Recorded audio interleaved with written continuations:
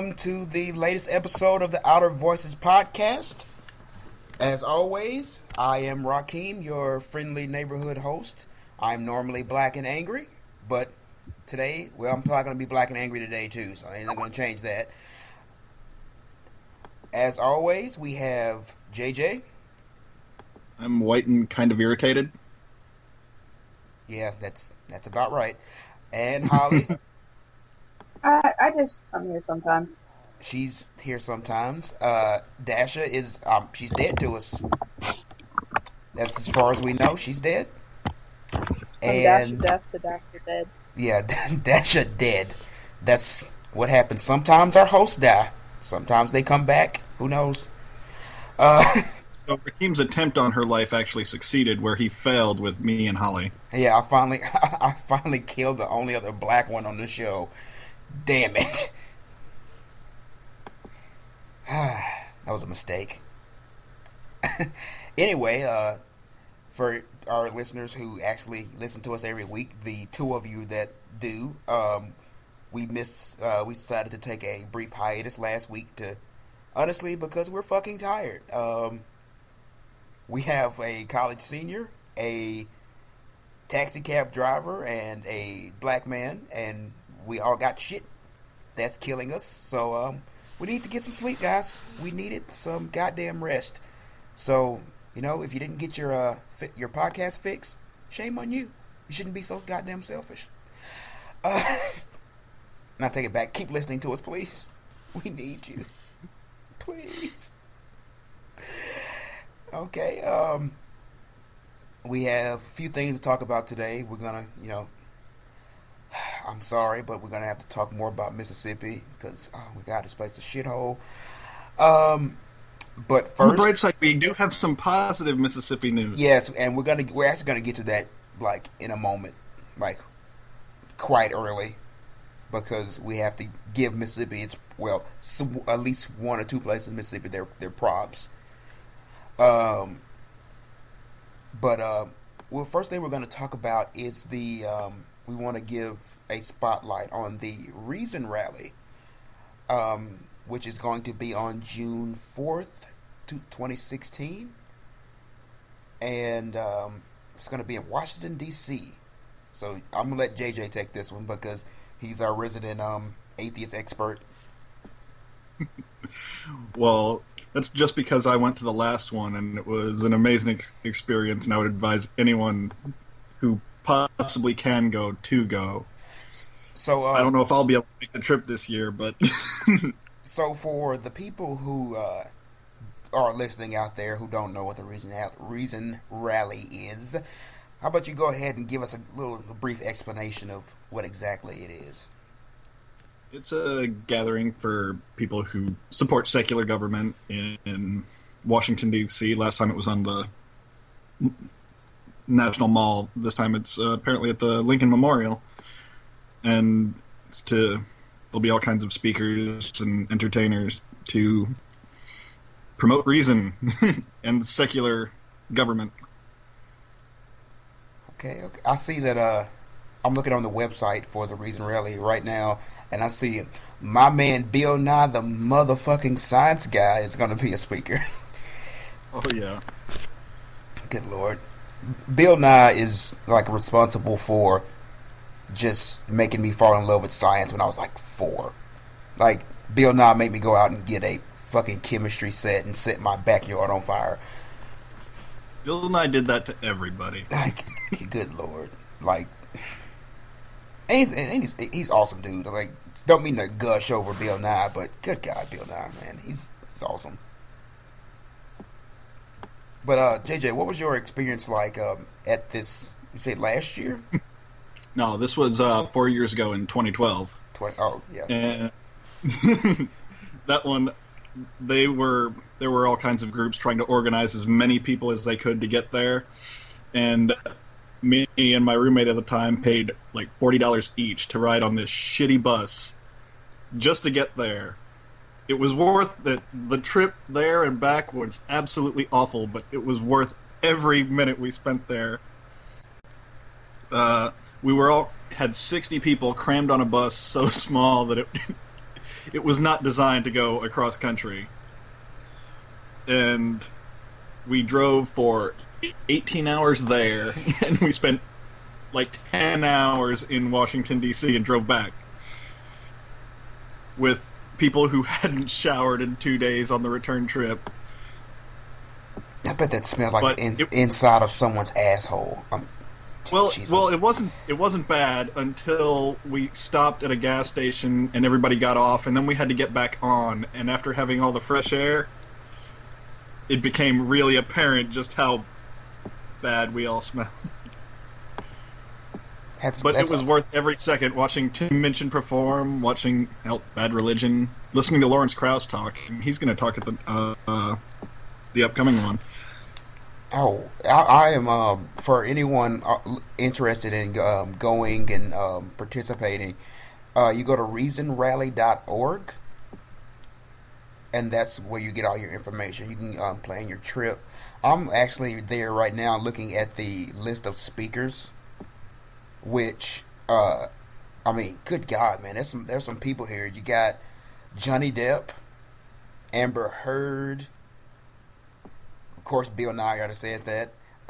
Penn Jillette, like Lawrence Krauss. Yeah, Lawrence Krauss. He was one of my favorite speakers at the last one. Killer Priest from the Wu-Tang Clan.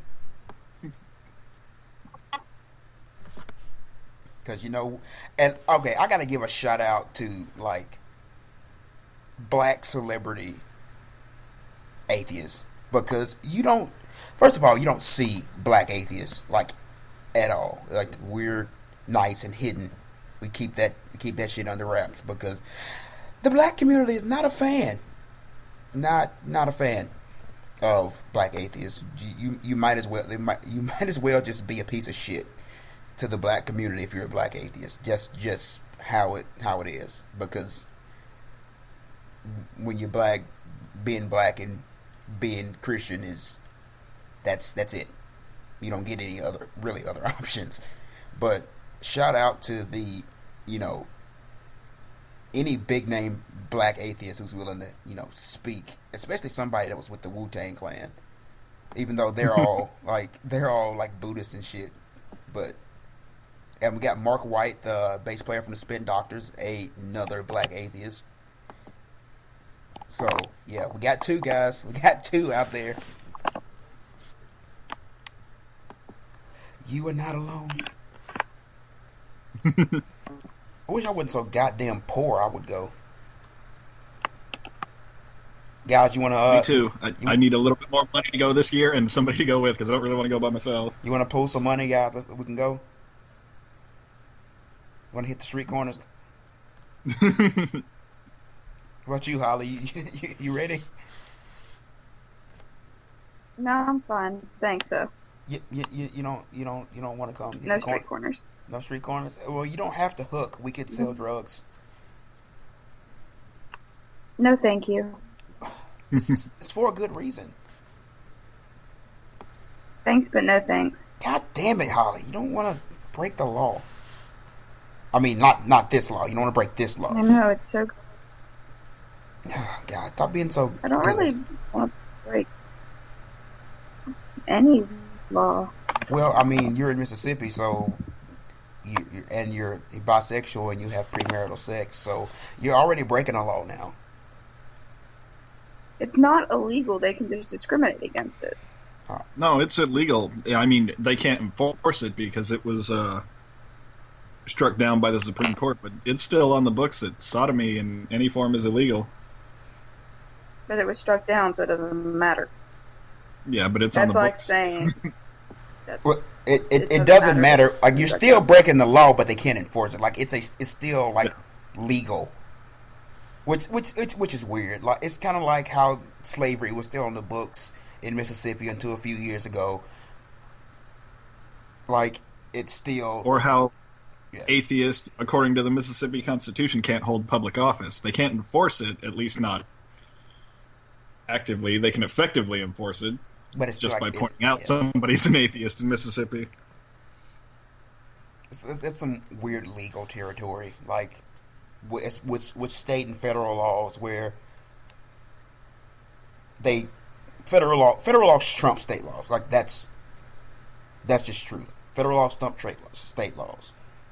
So states can have things that are in their laws that just don't matter because they've been trumped. They're not allowed by the federal government to enforce it, even though it's technically illegal. And they really just keep those laws on the books to say, we can do what we want. We don't give a shit. No, you still stop being a little bitch and take your lumps. Take your lumps, Mississippi. Take your lumps. But yes, Reason Rally, June 4th, 2016, Washington, D.C. You could get your information, plan your trip at reasonrally.org. I will post the link in the description of the video for anyone that would like to go. I hope to see some. Well, I won't see any of you there because I'm goddamn poor. But I hope some of you. Maybe I'll win a poker tournament between now and then, and we can both go. Yeah. So let's hope JJ wins a poker tournament, but so we can go. But any of you, hope you all get to actually go. Support the separation of church and state. Give a chance to let your voices be heard, because this is what we're all about in the Outer Voices podcast, letting your voices be heard. If anyone who wants to come speak out. And speaking of letting your voices speak out, and if you've heard our last episode where we went to town on Mississippi about the latest law passed, of course, and most of the nation has heard about it already. There have been many Mississippi cities and towns that are taking a stand against that law. They're taking a stand with the LGBT community, and just with taking a stand against discrimination in general, which in the world is a great thing, and in Mississippi is an especially great thing. Recently, we just found out that Oxford, Mississippi, home of, actually where we are right now, home of University home of us, Mississippi. yay us. Shut up. The home of the University of Mississippi, or as the laymen call it, Ole Miss, but I refuse to call it that because of the connotations, but whatever. I actually didn't understand that connotation until about a month ago. Oh, God, really? I'd never heard. Shit, dude. Hey, we all have holes in our knowledge. That's a big ass hole. You've been here a long time. But Oxford, Mississippi will be. I'm also a white, so. Yeah, that's true. Damn it, white people. But Oxford will be holding its first ever Gay Pride weekend. Which, I mean, clap, Oxford, clap. But it will be May 5th through the 7th, which is real close. It said it will include a parade, a drag show, a dance performance, and a dance party. It'll also be free screenings of short LGBT films through the efforts of the Crossroad Film Festival and the Oxford Film Festival. So it'll be a good chance for Oxford's LGBT community to get a chance and really express themselves and make a public stand against what's happening right now, because it of course there needs to be a public stand, and it's good to see Oxford really standing out. I know there are other Mississippi towns that have like pride weekends and stuff, but if you're from Mississippi, you know that Oxford tries to be the exemplary place to push forward and stuff. But and this is the first time they're doing something like this, and which is awesome, you know. Just showing that not everyone in Mississippi is backward. Yeah, which is good in lieu of all the shit that's been happening. Good God. Uh, Make you feel a little better. oh, yeah, I'm not. I feel a little better. What, Holly? What? You were talking in our little pre-show. Holly was talking. She was saying we're we deal with a lot of negativity just because we talk about issues on our show, and this is something we wanted to just like make us feel good for a second. So, like, you feel Mostly, like, there's a lot of personal things going on, so I'm sort of exhausted by negative things. right? Um, I mean, obviously, the negative things make for good dialogue, and we're swimming in negative things to speak about. But I'm very happy about the Gay Pride weekend, and I I hope I think, I mean, who wouldn't have it? You know, it's like it's more than time. it exactly. It's more than time. I hope I can actually participate because while not being a member of the LGBT community, you know, I'm with you. I'll be marching right beside you because hey, human rights is human rights, you know. Yeah. So If I they hope I do something to one demographic, they can do something to the demographic you belong to. exact. And so many people don't understand that. Like once again, in the black community, that's a big problem. That is a huge problem because when it comes to LGBT rights, even like Hispanic issues, black people really don't want anything to do with it. It's like, oh well, if you're focusing on this, then you won't get to focus on the African American struggle and that type of stuff. But what people don't realize is we're all fighting the same people. The people who are oppressing one group are the same people that are oppressing the other, and our battles are tied to each other. And what they do to one group, they can and will do to another group if allowed. Yeah. I mean, It's like the famous poem, First They Came for the Jews. right, exactly. That's why I've been actually really glad with the passing of HB. I don't remember the exact number, but you guys know what I'm talking about. Um, that so many black Mississippians, especially an outpouring from black Christian Mississippians that I've seen against it, because these are people who, at least in my experience, are really tough against the homosexual community, against homosexuals, against that quote unquote lifestyle. And to see them look at this law and go, you know what? We know this is wrong. We may not agree with this lifestyle, but we know you don't treat people like this. Because, and I've seen it, I've seen these religious black people say this exact same thing over and over again when they heard about it. They said, this is the same thing that they were doing to us 50 years ago.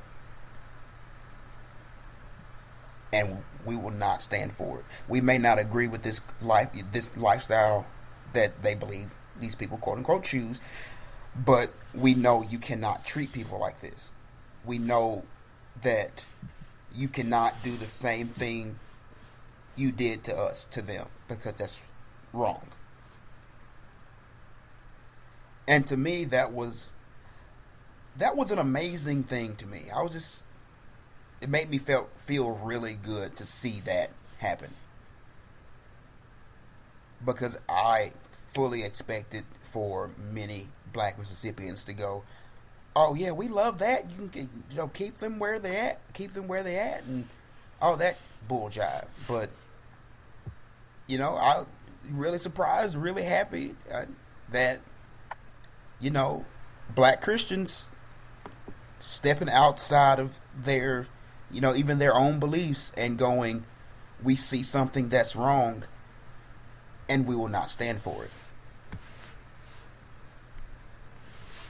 Well, the arc of history does swing towards justice. Does it? As a historian. If you ever need confirmation of that, read angels of our nature. Better. Things are getting better. It just frustratingly slow. True.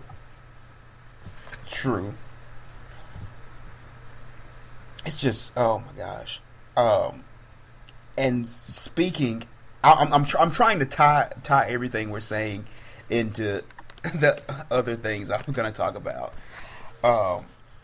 We don't need segues. Shut up, because I got the perfect segue. Speaking of how people being treated and discriminated against, and Jim Crow, there was a recent article in the Huffington Post, and it's about Mississippi jails.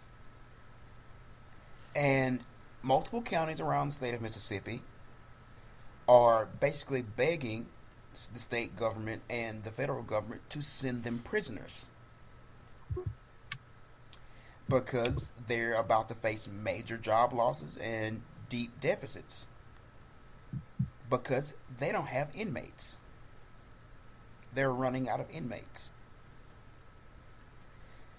And this is because... Go for it. That's what happens when you operate a prison system for money. It creates a demand for prisoners. Exactly. And here's what happened. And this is from the article. So I'll read it directly from there so it doesn't sound like I'm talking shit. It says, in the late 1990s, as the overcrowded Mississippi prison system buckled under the weight of mass incarceration, the state asked local governments to build local correctional institutions to house state prisoners. It was billed a win-win.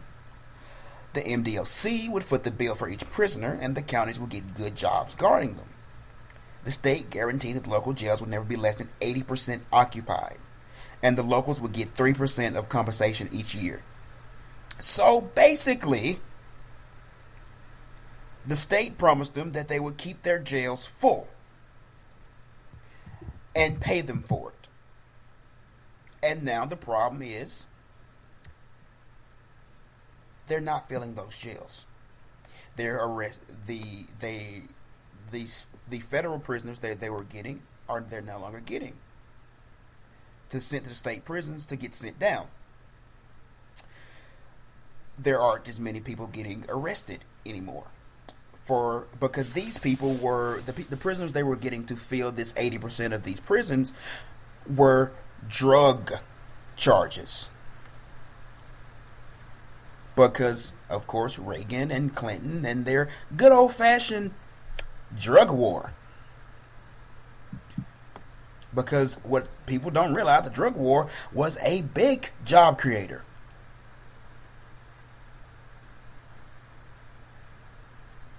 Because you lock these people up. And, of course, if you lock them up, I got another message that was funny, agreeing with what we're talking about. But if you lock them up, you need somebody to guard them. And then you put these people to work, and they're going to make your money for you. They're going to, fix your roads. They're going to do all this work. Basically, a form of slavery. And you arrest them on these trumped up drug charges that you make up, and then you lock them up and make them do your money. Make them make your money for you. And that's fucked up. That is seriously fucked up. I remember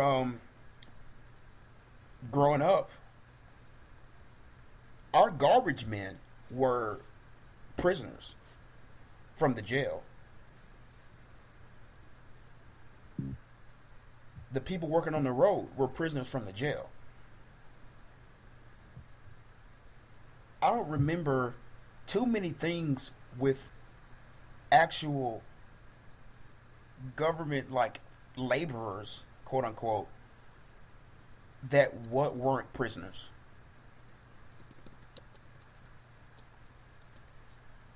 And growing up, that didn't seem like a problem. Like, oh, well, they're serving their time, blah blah blah.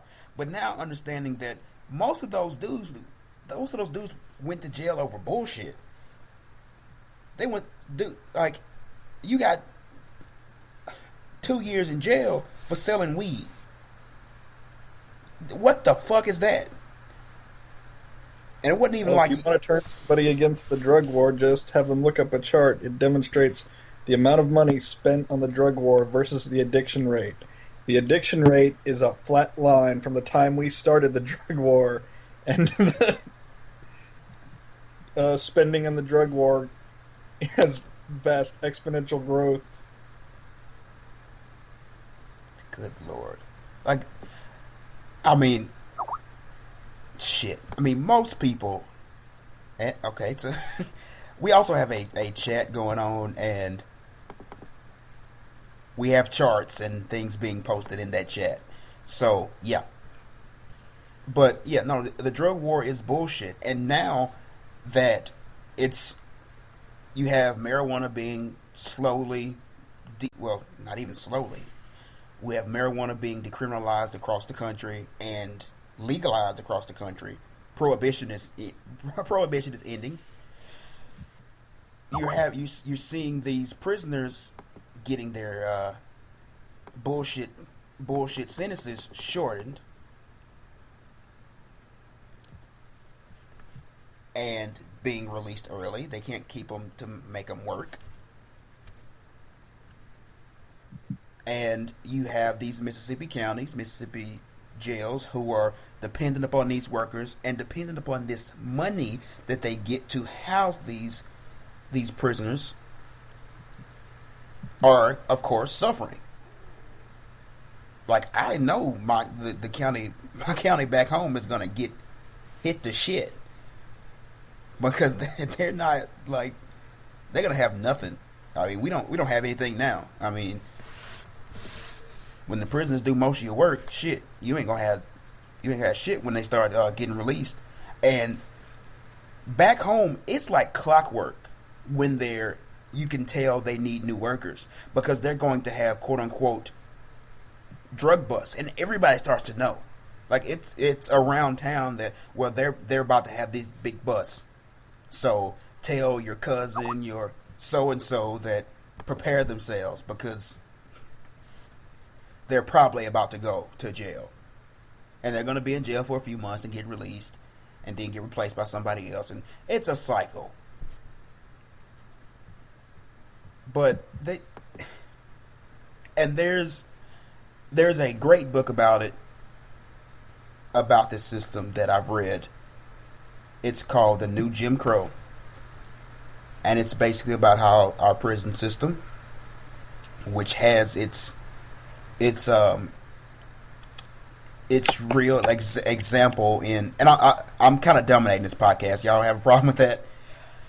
That's fine. Go ahead, breathe, team vent. Yeah, I I actually apologize. need to go ahead and go. Okay, I'm sorry I didn't contribute too much today. Oh, it's fine. You have a lot to do. So it's okay. I think Judge and I can hold it down. You think? Yeah. All right. So Holly's dipping out. Everybody, give her a goodbye. She'll be back next week. We'll just do some drugs and be humorous. Good luck. Oh, that scared me. But yeah, it's a good book called like A New Jim Crow, and it's about how our prison system has its first real example of its modern form in Mississippi. It gets that example from Parchment, and basically Parchment's example was they reintroduce the basic principle of slavery. You create laws like truancy, not truancy. Is it truancy? Oh, shit. But basically, you create trumped up laws to get people who are mostly poor, and in Mississippi's case, black. Well, in most of the country's case, black. Because of course, black people disproportionately make up the prison population. You get these people in Well, situations. that's probably partially because you can't really hide the fact that you're black, and that means you tend to going to have less money. If you're a rich white kid, you can dress like a poor white kid Oh yeah, to fit in it with your friends, and you probably will get less shit than a poor black kid. well, and you also have to realize that black people have always held the lowest positions in society. We're of course going to be the targets. We are the natural targets. We're the beasts of burden. Unfortunately, like we're going to catch shit because we've always caught shit. But they get people, black people, poor people in these situations, and they create laws that basically makes living illegal. Things that they had to do to live, they make it illegal. Then they arrest them, take them to jail, put them to work. They produce things. They produce labor in jail, and which of course produces revenue, jobs, that sort of thing. And then they have the jail system set up on the inside where you don't get any rehabilitation. It's not designed for you to come back out and rejoin society. It's designed for you to go out and get in trouble again and come back in. And that's they gotta have the free labor. Yeah, I and mean, white people operating prisons got to have prisoners to build the state for. Yeah, exactly. This not only happens in Mississippi. This is the entire country. Like our entire country, this is the system that exists. It exists to create workers that always come back. Because once you have a criminal record, good luck finding a job. Exactly, and they encourage. If you can't find a job, you go right back to crime. So, and then even in prison, they encourage the mentality. They don't encourage the mentality of coming out and being positive. They encourage the mentality of staying in your place in jail and doing what you're supposed to do because you're a quote unquote criminal. yeah. So when you get out, a lot of guys who've gone to jail for 2 years or more, they never come home. They never come back. Their mind is always going to be in that mentality. Most of them, anyway. And that's why a lot of them, that's why the recidivism rates are so high. That's why so many go back, because they're so deeply traumatized mentally, even for bullshit charges, that they're they're never going to escape their prison mentality. And they even take young boys, once again, trumped up charges like selling weed and bullshit ass drug charges, who, these are not criminals. Like, they broke the law, but that law is bullshit. That law was created for them to break that law.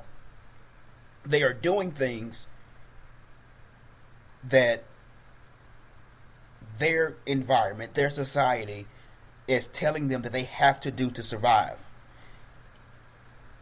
And you take these kids who make these mistakes, you send them to prison, and then you create criminals. You create criminals. I mean, even this, and we even get the whole rape culture in prison. That shit's encouraged, because guess what rape does to someone? It demoralizes them and puts them in a point. It's all about the booty. Okay? I mean, the system is designed to break someone down mentally and physically, to keep them in the place and keep them coming back. It's slavery. It's a form of slavery, and it's open and it's legal. And now they're seeing the ramifications of this system fall on its head. Because, especially with these their laws are falling apart. Just like Jim Crow fell apart, the laws that held up, the drug laws that has been holding up, that's been dividing this system with its workers, with these things that have been creating the slaves, these drug laws are falling the fuck apart because they were bullshit in the first place. And now these places that were getting money from this, these county jails in Mississippi, and it's happening in Louisiana too, and I think in Alabama as well, and Arkansas, they're suffering for it. They're suffering for that fucked up shit they did.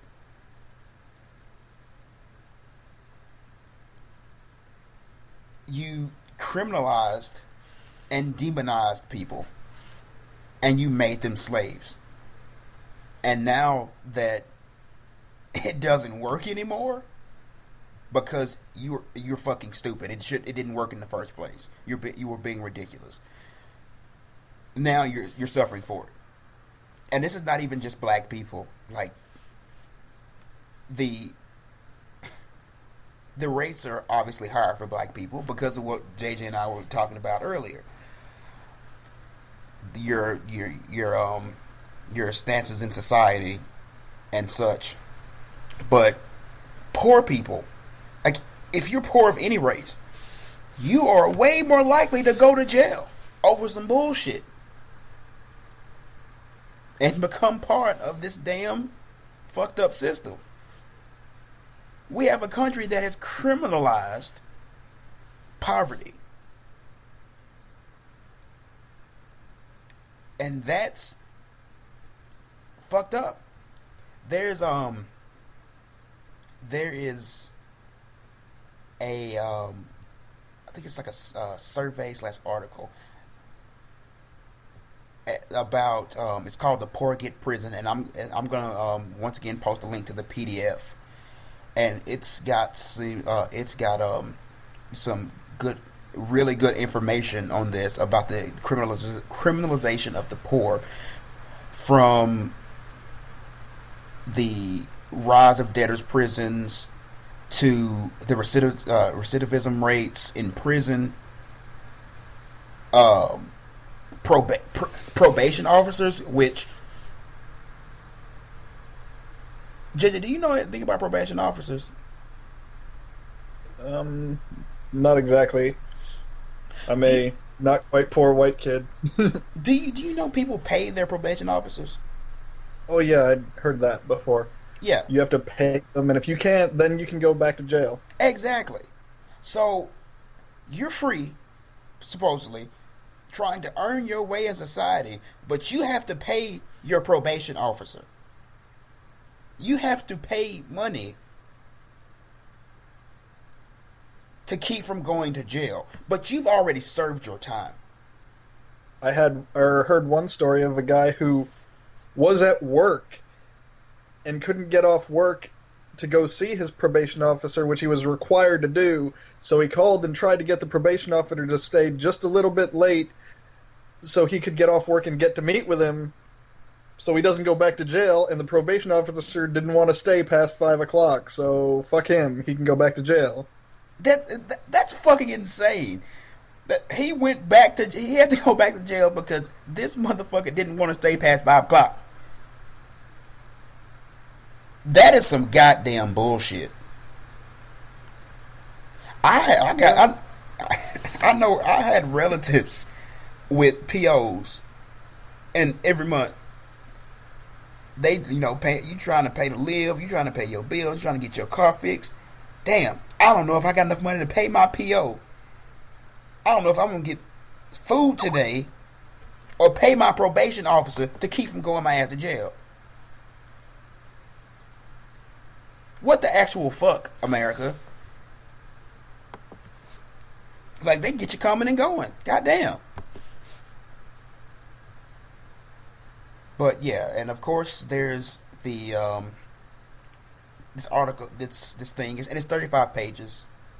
But this thing covers the school to prison pipeline, of course, about how our education system basically leads poor and mostly African American teenagers to jail. Our education system fails them and gets them prepared for prison life.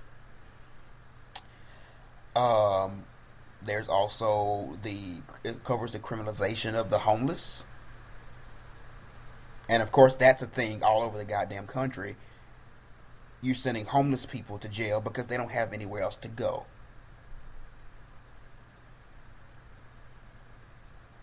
Oh, like the state of Hawaii will pay for the plane ticket to ship their homeless back to the mainland, but of course, if you're homeless, people try to get to Hawaii because the winter isn't awful there for a homeless person. Like fuck, it's cold everywhere else.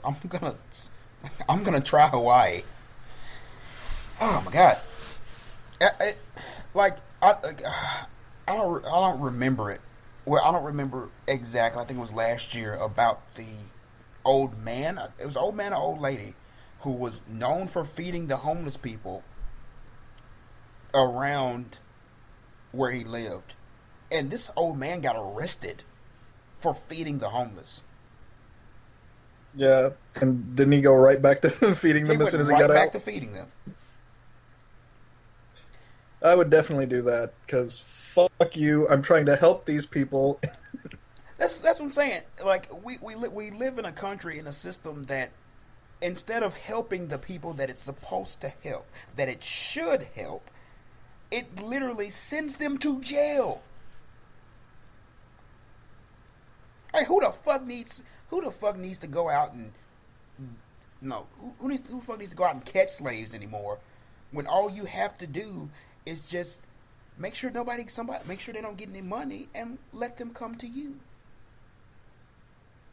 Put them in a position where they have no choice but to, and create laws where there's no choice but for them to go to jail, and you have nice slaves doing your bidding, and they're all fucked up in the head.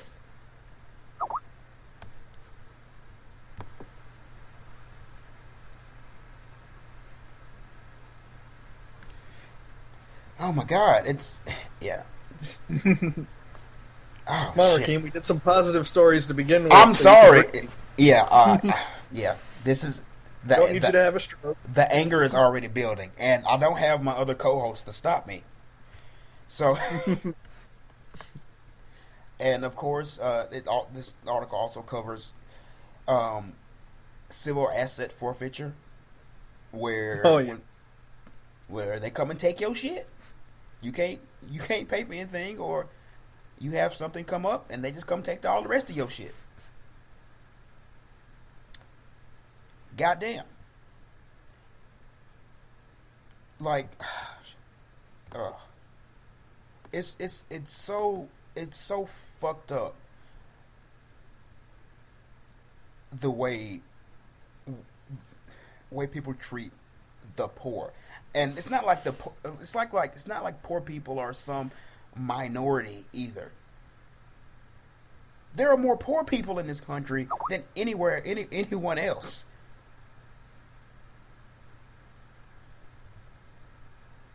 True. And this is kind of a chat. There are police departments that are standing up against it. There are cities and towns that are standing up against this. But the system as a whole is still so entirely fucked, and the people that are supposed to be doing something about it really aren't doing anything about it. But we have a country that has completely criminalized poverty. People can't make it. And we want to have this. You want to have this. This is America. And we want to have this idea that you can pull yourself up from your bootstraps, and you can pull yourself back up from your bootstraps, and you can make it, and you can do and be whoever you want. But that is not the goddamn case. It really isn't. You cannot. Everyone can't pull themselves up from their bootstraps. Everyone cannot make it because the world, the entire society is stacked against you. Well, that's part of the problem is the people that do succeed think it was just hard work that got them there, which it's never just hard work. You need a lot of luck too. And I like to say that hard work puts you in the best position to be lucky. Because it takes a lot of work and a lot of luck to make it in America. I wouldn't even. But it's not luck. Let's be real about it. It's not luck. It's your position. Like when you're poor, or even lower middle class, it's luck. These doors. Yeah, that's what I'm talking about. Yeah, these doors come open, but everybody else, no. Your doors are open because you got the you got the key, baby. You got that big white key. Where do you think George W. Bush or Paris Hilton would be if they grew up in a poor neighborhood? Oh my God. I even look at, we one of the biggest things of like pulling yourself up for your bootstraps. One of the biggest things is putting you up for your bootstraps. Sorry, the chat is killing me. One of the biggest books that people like to say pull up from the bootstraps is the Great Gatsby. You have this dude got this really rich dude who throws these lavish parties, and he was just a poor boy he did all this work to make this money to impress the woman and all that shit. Half of you seen the movie, and unfortunately most people haven't read the book because people don't read anymore, you goddamn heathens. But hey, I got 2 bookshelves packed full of books sitting right next to me. But shut up. But people don't realize is in that novel, how did Gatsby make his money? He was a goddamn criminal. Gatsby. Hey, that's how the Kennedys made their money. Of course. That's where a lot of these rags to riches families. The Koch brothers made their family money by selling to Stalin. Shit, like these rags to riches stories. They're yeah, you're pulling yourself on your bootstraps, but you're a criminal. Like you're committing crimes. The same thing they're looking at these poor little black kids and poor little white kids in prison for, like, oh, look at them committing crimes. Why don't they just pull themselves up from their bootstraps and work hard for it? Motherfucker, that's how the rich people got rich to begin with. Exactly. Your great granddaddy gave you your money because he was out there bootlegging. Shit. Granddaddy was doing nothing but slanging. Granddaddy was hitting that shit. But no, you pulled yourself out of the bootstraps, and they should just work hard. And okay, I got to go off on that good old fashioned American Protestant work ethic. That's some bullshit, and you know it.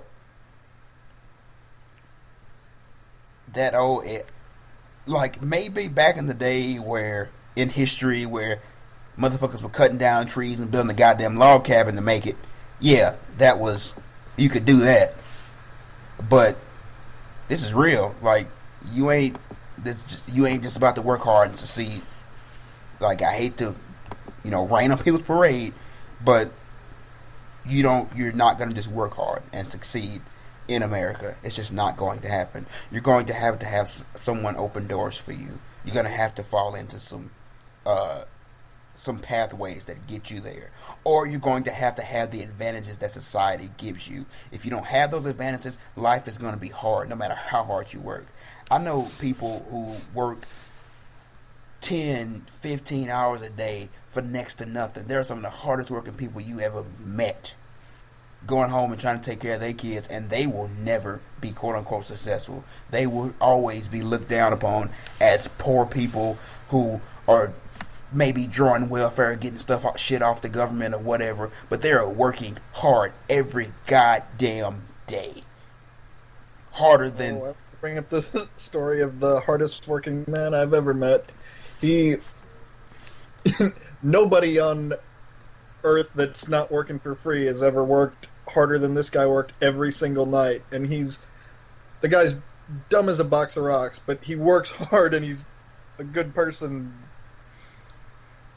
But he doesn't really have any other option but to be manual labor and... Exactly. But these are the people that everyone is told to look down on. They're not smart. They don't deserve anything. And if they get help or assistance, well, they're why are you helping these dregs, these people? First of all, I read A Christmas Carol when I was a kid. When did everybody become goddamn Ebenezer Scrooge?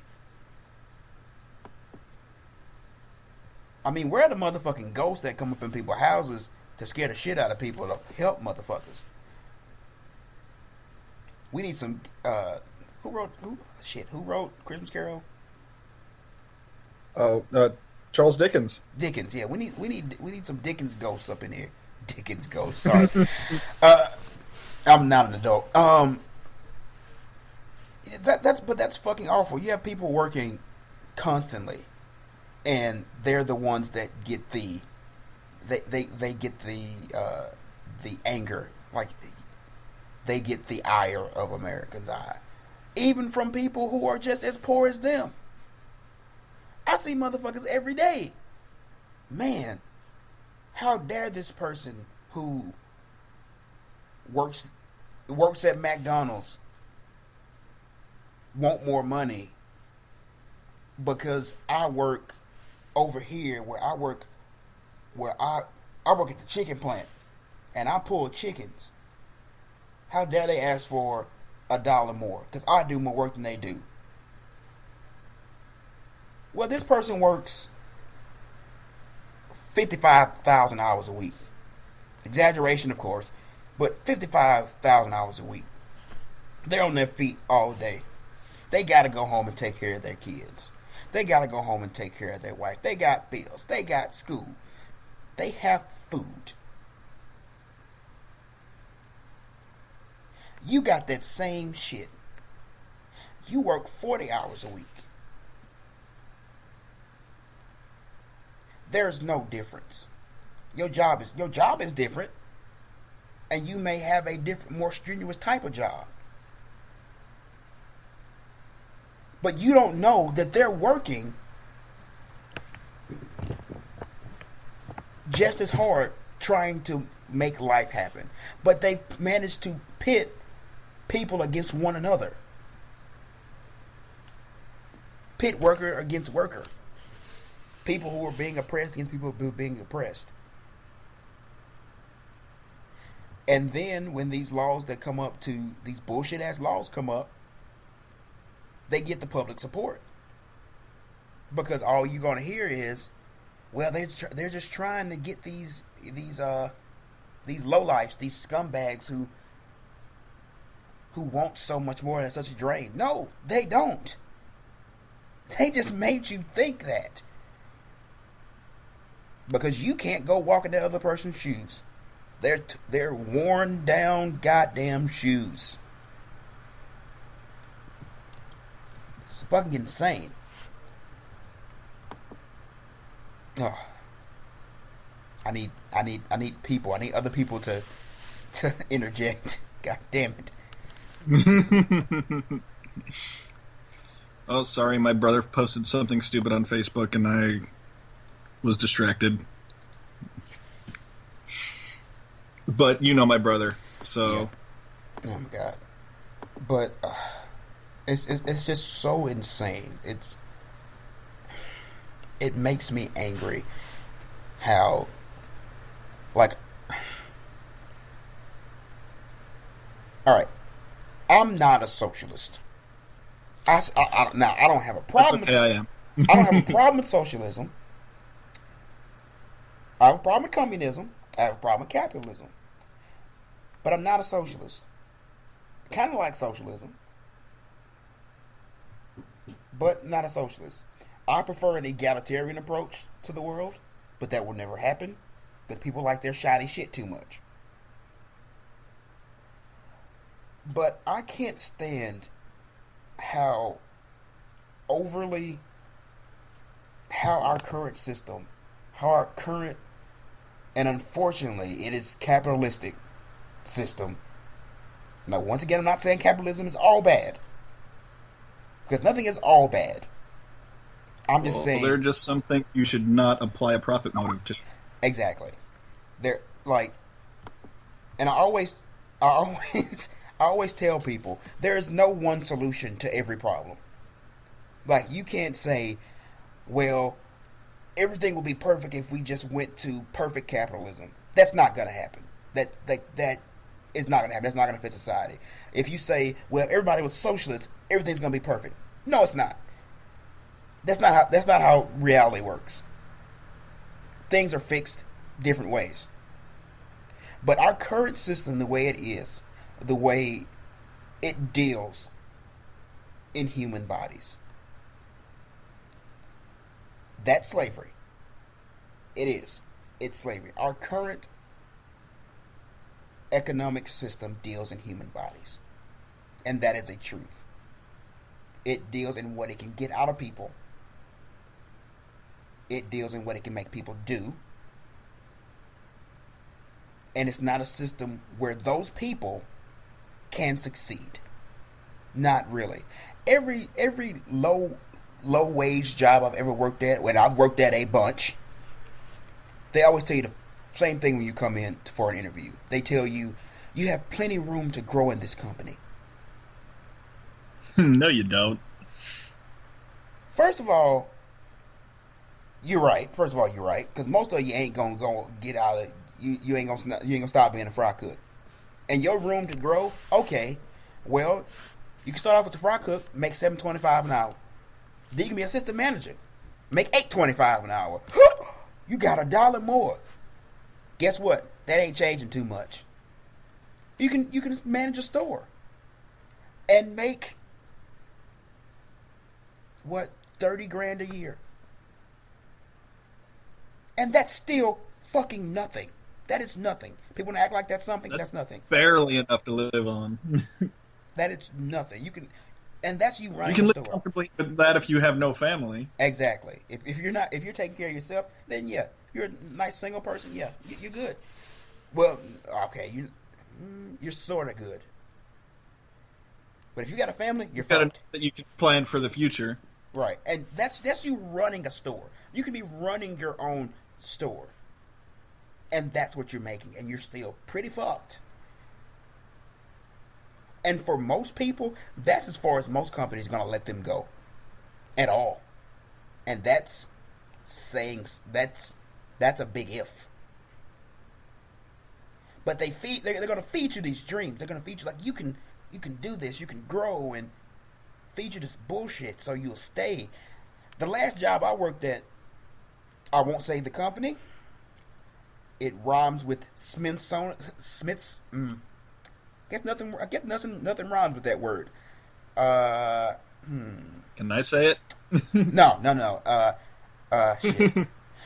It's a company that, because it's the only company that does this, so I won't say the name, but I'll describe it. It's a company that delivers cookies to late at night, and its name revolves around someone not being able to sleep.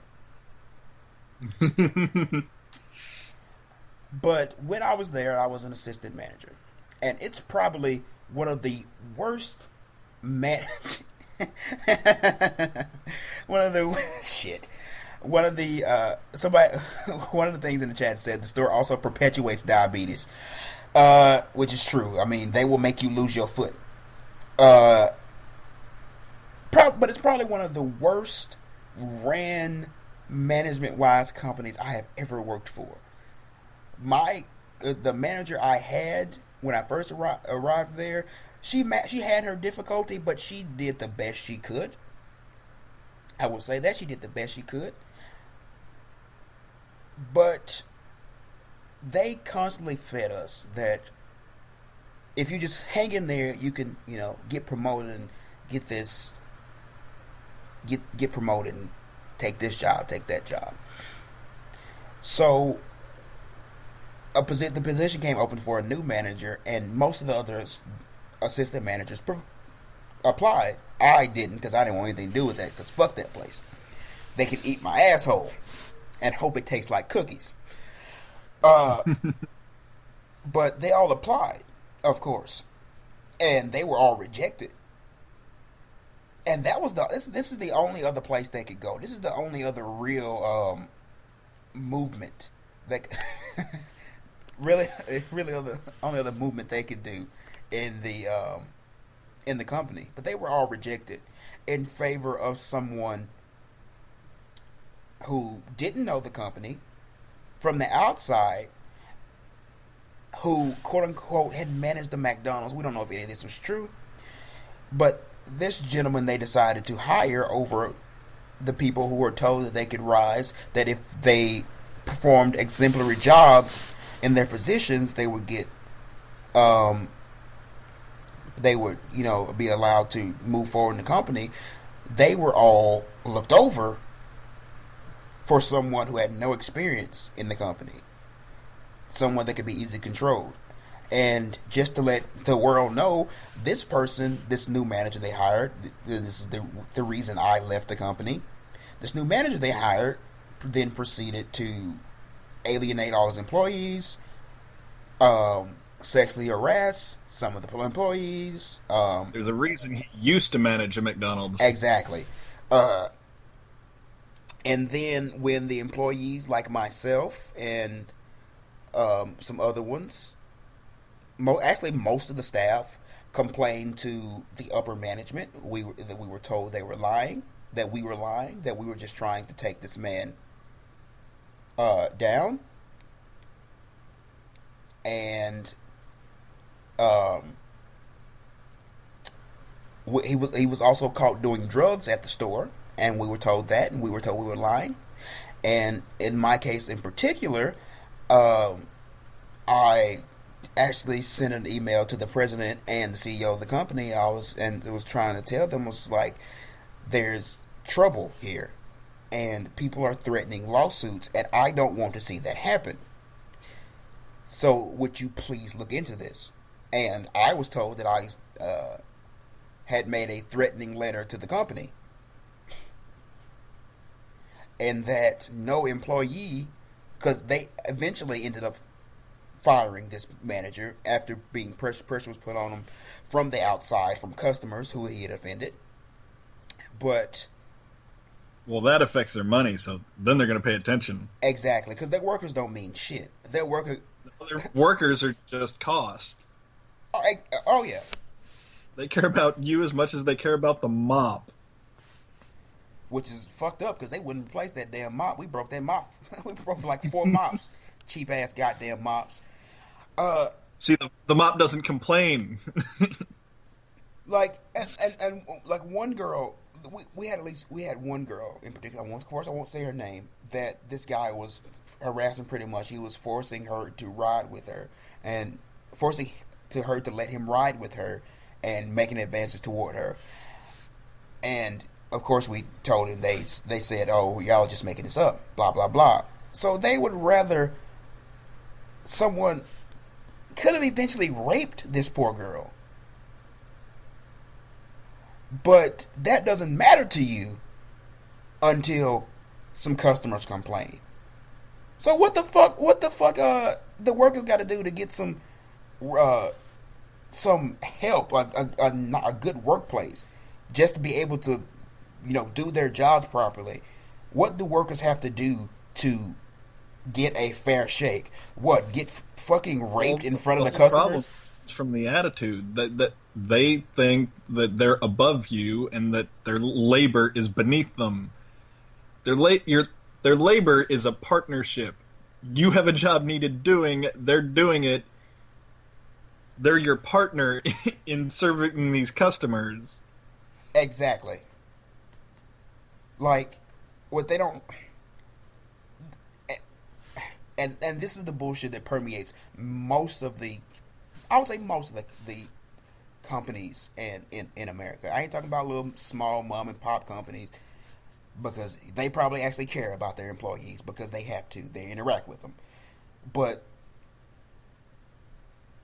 like a business and its employees, they're not... You're not overseer and slave. You're shit.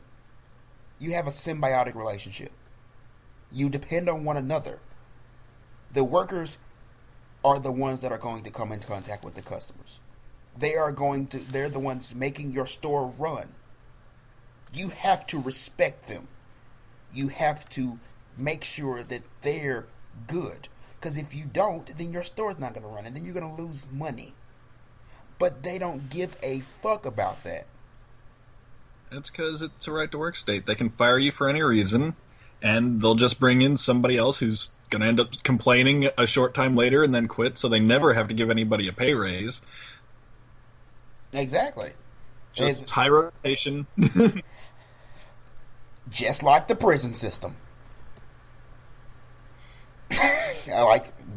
We back to that. Just like our jail system. They bring you in, put you to work. When you're done, they let you go out, replace you with somebody that's coming in. When they're done, well, you're gonna fuck up and then they're gonna bring you right back in. Oh, this is how I ended up leaving my delivery driver job. Not at the same company, of course, but they started taking the University of Mississippi's meal plan as payment, which drivers couldn't be tipped on. And this caused because the pizza delivery driver depends on tips, our income got cut in half.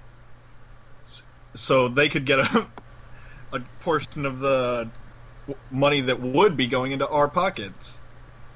Exactly. So I started organizing the drivers to strike over this, and we were going to do it during a home football game, which was... Home football games were the reason you would be a delivery driver, because you walked home with a lot of money. The store in town did thousands upon thousands of dollars in sales every football game, so they would have paid attention. Of course, the owner ended up getting wind of this, and I was quickly terminated. Of course. How dare you? Yeah. Now I'm going to be working for myself, and profit margin for me personally is much better when I own the business. This is going to be real funny talking to a white dude, but you got to be a good nigga for massa. Well, I can't do that. I'm too liberal for that. Hey, God damn it. I'm white. This is bullshit. No. Hey, now, I was more vocal about the people who worked inside the store being screwed than any of the people inside the store were. Because they could not have paid me to deal with the shit the people have to do inside that store. If they told me I had to work inside the store, the next words out of my mouth would have been, "I quit." And that's what gets me, like, with people who've worked jobs like that and have to deal with the bullshit. No one realizes, like, customers come in and just treat you like goddamn shit, like you just dumb and stupid, and you just gotta you need to be a good slave and serve them, and then the company treats you like that too. They don't realize how much shit that you have to put up with just to work. It ain't fun and games, people. It ain't like, oh, I just gotta flip burgers. You deal with shit on a daily basis. Ridiculous ass shit. And sometimes literal shit. Sometimes literal shit. Worked in those places and had to clean the bathroom. Oh yeah, no. Like I had to clean up a bathroom where somebody shit on the goddamn door. They shit on the door in a cookie place. What the fuck? Who shits on the door in a cookie place? I will. Who walks in just like I'm gonna get some chocolate chip cookies, but first let me go shit on the goddamn door. Well, maybe it was somebody that manager you were talking about offended. This was before that. This was when we first opened up. We ain't offended anybody yet. You got to give some time to offend people. Yeah, shit. Maybe it's a former employee at a different location that just so happened to notice that the former job he hated just opened up in town. Oh my god. Or just drunk, stupid person in Oxford, Mississippi shit on the floor. Like, that's more likely, yeah. But, God. Have you ever had just try driving a cab? Oh God. You offended. Oh my God. You want to hear stories about people getting blowjobs in the back of the vehicle? We'll save that for There's a camera in the cab, by the way. We'll save that for the sex positive episodes. All right. We'll leave that for a different story.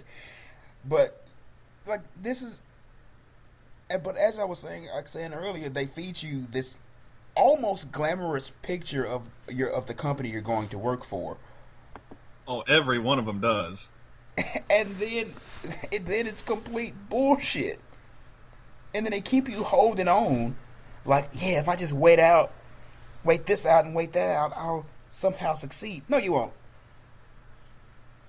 I was actually going to quit before I did, but I stayed on because they kept saying, well, in March you're going to get a raise, and I know you all can get the extra money.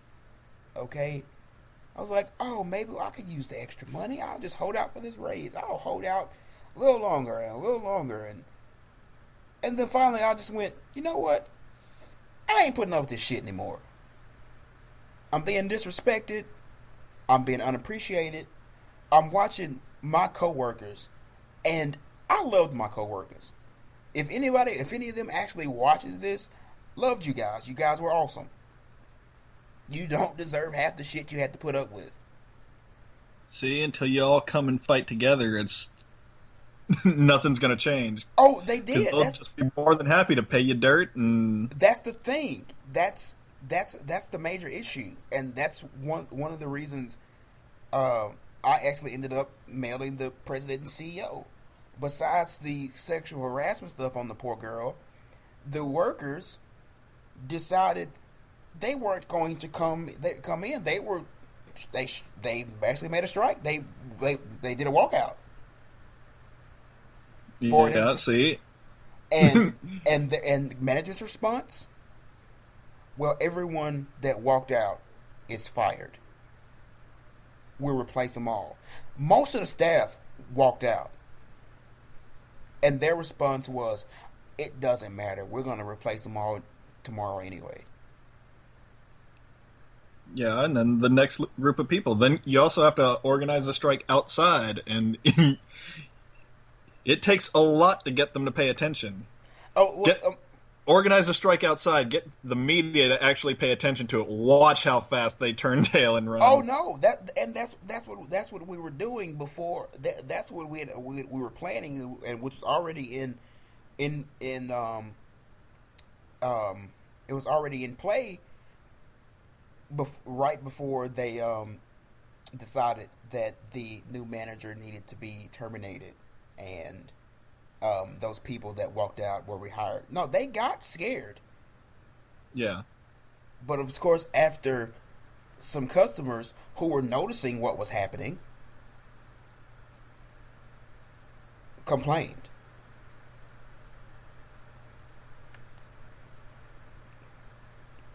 But the workers don't have a voice. You lie to them and tell them that this job is going to be good for them, that they're going to grow, they're going to move, and you sucker them in, and then they treat you like shit, and they take away any voice you have. So because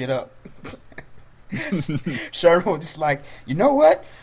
Fuck all y'all. I'm burning this shit to the ground. This is why you don't let a pyromaniac become a general. I'm fucking everything up. God damn. But yeah, don't come to Mississippi. But that's what they do. They make it. It's made to be extremely hard for workers to succeed. And then when you don't succeed, you're criminalized. When you don't succeed, you're set on a path to jail. So, like, once again, they get you coming and going. You're a slave one way or another. And until people realize that, until the workers realize that, that shit's not going to change. And we sit here. Now, I like, on a political note, I like Bernie Sanders. I like him more than the rest of the candidates. But the fact of the matter is, as much as we say... Wait. You're a black guy in the South supporting Bernie Sanders? Yeah, I'm Bill Clinton and his wife. I'm not... like, it's not even a feminist thing. She's a bitch. And Bill Clinton... I get heat saying that I'm sexist and then I just respond by telling people, originally I wanted to support Elizabeth Warren. And in the last election, I voted for Jill Stein. And if Hillary Clinton wins the nomination, I will vote for Jill Stein again. Like, the Clintons, Hillary and Bill, okay, first of all, I'm gonna say this for all the black people who support Bill Clinton. That motherfucker ain't your friend. He's never been your friend. Just because the motherfucker got some head in the White House and can play the goddamn saxophone and lived in Harlem for a few years, it does not make him black, does not make him your friend. Bill Clinton's... When did he live in Harlem? He lived in Harlem after the presidency. Are you sure? Because I know the neighborhood where the Clintons bought a house so she could run for office. It wasn't nowhere near Harlem. No, she could run for office. He bought a home in Harlem where he lived. Oh, okay. Because the home they have, I know the neighborhood. My grandmother has a house very close to it, and it's not Harlem. It wasn't the Clintons. It was Bill. Okay. But I guess that's where he keep his side bitches. Yeah. That's where he got him some black poo nanny. But just because... like, Bill Clinton's welfare policies were disastrous for the black community. His drug policies, his crime policies were not only disastrous, but targeted towards tearing apart the black community. And he ran a very successful propaganda campaign to get black people on the side while he literally bent them, well, not literally, but figuratively... bent them over the table and fucked the shit out of them. No lube, raw. Old Slick Dick Willie. So fuck Bill Clinton. And fuck his butch ass, dickhole panty wearing wife. Because I've done research on her family, and they are and I've done research on her and Bill, and they are some of the most corrupt politicians in recent history. So fuck them. They were some of the founding members of the Democratic Leadership Council that got funding from the Koch brothers in the late 80s, early 90s. So how exactly liberal are they? Like, I'll give it to the Republican Party. Like, you can see Dr. Evil. Like, they ain't hiding shit. You just out in the open. Like, motherfucker, I can see you. I'm okay with that. Hillary and Bill, y'all some sneaky motherfuckers. Fuck you. Black people, I know you're not listening to this podcast. Not many people are. But fucking share this. Do not stop supporting the goddamn Clintons. They don't like you. Bill Clinton, the other day, called the Black Lives Matter movement, said they were just supporting a bunch of thugs and murderers and drug dealers. Guys, they don't give a shit about you, but I digress. I like Bernie Sanders. He's the shiniest turd, okay? But the fact of the matter is, as much as we want to have faith in voting that the democratic system will work, it's not. Because it is full of people who don't really give a shit. And until the people, the actual people, the poor, the downtrodden, the middle class, come together and say, enough is enough, we're not going to let you do this to us anymore, nothing is going to change. I don't care how many times you go to the ballot box. I don't care how many times you think you're going to vote for. And once again, I'm a Sanders supporter. But I don't care how many votes you give to him. It's still not going to really change. It's not. This is 400 years of bullshit.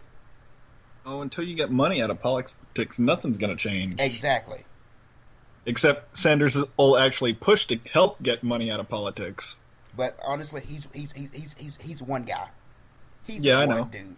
That's why it takes a whole movement. It's gone. If anybody's listening that hasn't heard of Wolfpack.com, I'd suggest go there. Their whole purpose is to get money out of politics. But it's going to take people standing up and saying enough is enough. And honestly, I think we're starting to see that now. People are just not doing it in the proper manner. It takes decades to accomplish things like this. Well, here's the thing. So don't lose hope. Well, here's the thing. People are starting to stand up and say enough is enough, but they're still throwing their support behind other people, like in these same positions of power. Like they're saying enough is enough. I'm going to vote for this person because he's not like everyone else. But no, I mean they're still in these same positions of power. Like that's why Donald Trump. This is another reason Donald Trump is so popular with so many crazy motherfuckers. These people, a lot of them, they have actual gripes with society and the way it's run. They're not too bright about it, but they have actual gripes. And they go, enough is enough. Let me support this guy because he's batshit insane. But he's batshit insane in a way that's completely different than everyone else. So I'm going to go behind him. That's dangerous. That's how you end up with a maniac.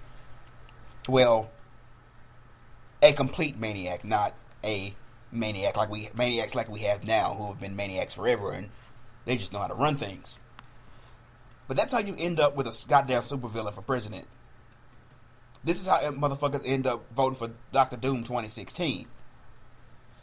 Oh, Though I actually think Trump would be less disastrous than Clinton because the establishment politicians would not support him in anything he wanted to do. Now, if he actually could get the things he wants to do accomplished, yes, he would be far more disastrous than Clinton could ever be. But I don't believe he's going to be able to do any of the things he wants to. Right. But guys, we need a revolution. I hate the sound stereotypical, but god damn it, we need a revolution. Like, we need people to actually get up and start putting foots in asses. Wolf-pack.com. Palpatine 2016. That's what I'm voting for. Emperor Palpatine is a name you can trust.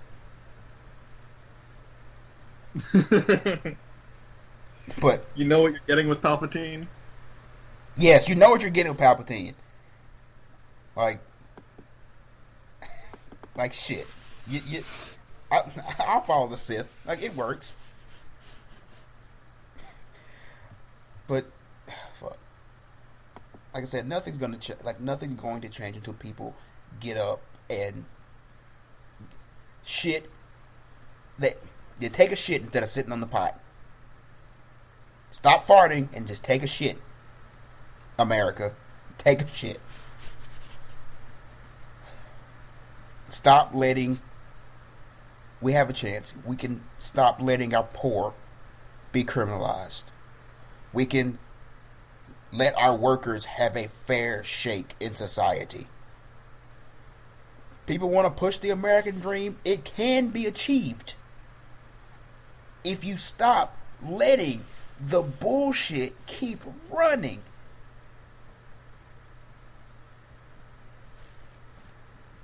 Equity, for fuck's sake. Equity. It is possible. You just have to be able to stand up and do it. And that's what this podcast is all a goddamn about. At first it was the Angry Black Atheist Podcast, but in my mind, it represents something different. It's the voice for people to be able to stand up and say what they have to say. These are not the voices of the inner. These are not the voices of what society is telling us to do, what society is telling us to say, what to accept. This is the voices of the people who have had enough and want to say something, want to stand up and talk.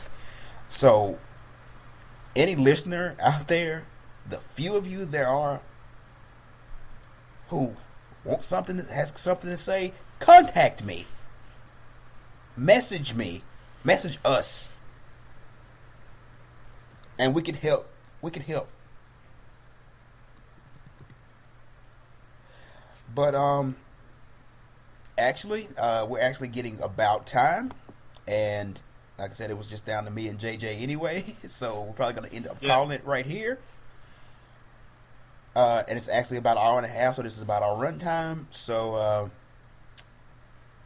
at the Out of Voices podcast, this has been Rakeem, JJ. Thank you. We are the last two standing. Our two co-hosts, Dasha, she's dead. We don't know. We don't know if she'll come back. She may be resurrected. Who knows? Stay tuned next time to find out. And Holly has to go and do her adult work. So we'll be seeing her next. That? Wants to go adult around. Shut up, JJ. We all have to be adults sometimes. But speak for your damn self. As always, we've enjoyed it, and hope you did too. Find us again next week, and have a good night.